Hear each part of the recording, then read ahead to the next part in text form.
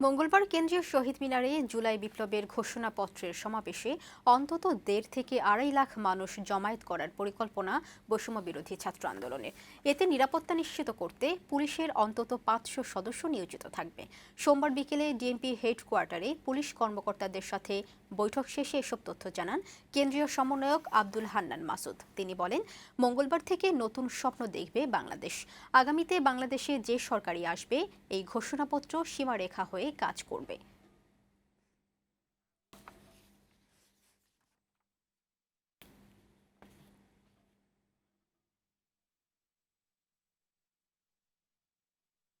আশা করছি ১.৫ থেকে ২.৫ লাখ মানুষ কালকে শহীদ মিনারে জড়ো হবে। এই ব্যাপারটা হচ্ছে ৩রা আগস্টের মতো এক দফার এক্সটেন্ডেড ভার্সন আগামীকালকে হতে যাচ্ছে। আমরা যে এক দফার ঘোষণা শহীদ মিনার থেকে দিয়েছি, সে এক দফার পরে আমরা সেই এক দফার পরে যেই ফ্যাসিস্টের পতন হয়েছে, সেই ফ্যাসিস্টের পতনের পরে নতুন প্রক্লেমেশন দিয়ে সেটাকে আমরা জাতির কাছে ডকুমেন্টেড করে তুলতে চাচ্ছি। সেটা হচ্ছে যে সেই ৩রা আগস্ট যে মানুষগুলো সেখানে এসেছিল, তারাই আগামীকালকে আসবে ইনশাআল্লাহ।